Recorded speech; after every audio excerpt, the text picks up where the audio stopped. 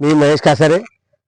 मी आज या ठिकाणी आमच्या गावी कोकणामध्ये आलोय आणि कोकणामध्ये ह्या ज्या मेन स्पॉटला जो उभा आहे आणि आमचे मार्गदर्शक आपले क्रिस कासारे हे आम्हाला थोडी माहिती सांगितली आहे. ती माहिती मी या ठिकाणी तुम्हाला सांगत आहे. बघू शकता राईट साईडला जे आहे मंडणगड, कुंबळे, वेळास, आंबोडे या ठिकाणी आपल्याला राईटला जाता येतं. पाठचा जो रोड आहे तो रोड हा रोड जो आहे तो महाड, पुणा आणि हा जो तिकडचा सरळ स्टेट जो आहे तो दापोली, खेड, विने ह्या गाव घेऊन सीधा आपल्याला चिपळूणला गोव्याला जाता येतं.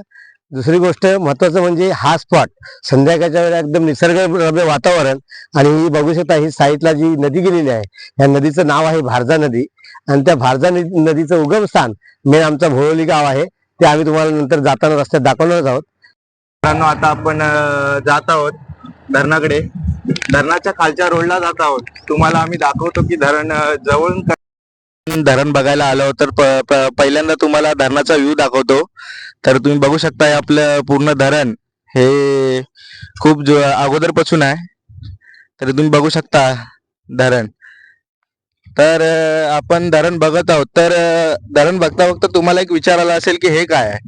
तर हे बघू शकता तुम्ही की आपलं जे धरण आहे जर धरणाचं पाणी ओव्हरफ्लो झालंच तर त्याच्यासाठी हे बनवलेलं आहे. आपल्या धरणाचं पाणी जाण्यासाठी धरणाचं पाणी ओव्हरफ्लो झालं तर आपले धरणाचं पाणी हा जो सर्कल हा जो गाडा आहे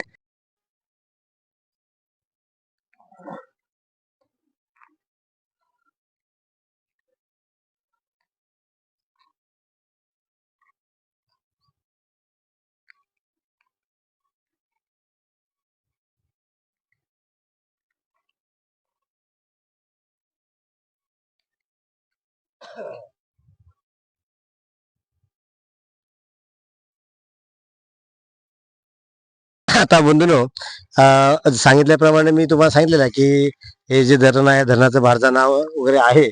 पण शासनाने एक लोकांना पाण्याची जी अंदाज जो घ्यायचा असतो किंवा पाण्याची जी पातळी असते त्याच्यासाठी शासनाने या ठिकाणी काही बोर्ड लावलेले आहेत.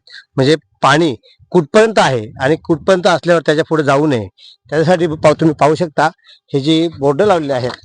एक तर आहे ते पाण्यामध्ये ऑलरेडी पाण्यामध्ये ते आहे ते पाण्यामध्ये डुबलंय त्याच्यामुळे ते दिसता येत नाही. त्याची पातळी आता 119च्या म्हणजे ते बोट पूर्ण खाली गेलंय.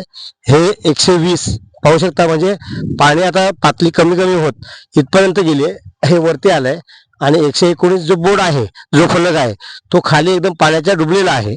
आणि हा दुसरा म्हणजे हे जे तुम्हाला जे निशाणी दिलेली आहे ही ज्या वेळेला डुबते त्यावेळेला ते तुम्ही पाण्यामध्ये एंट्री करू नये ह्याचं ते उदाहरण म्हणून ते हे बोर्ड दिलेले आहेत.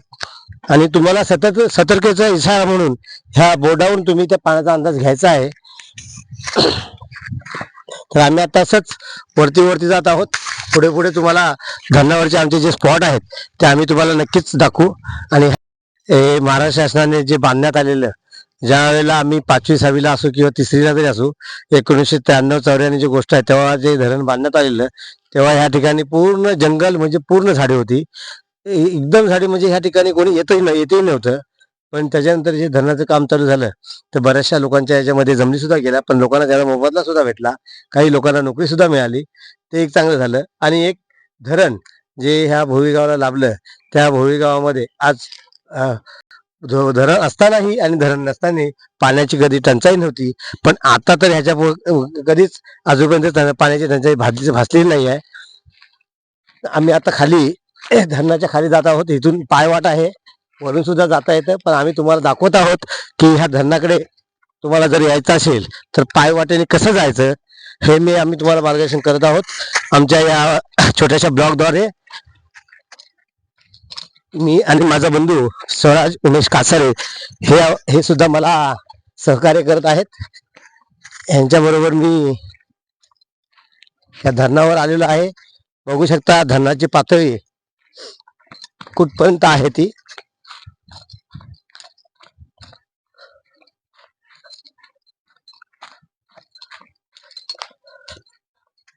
खाली उतरूया.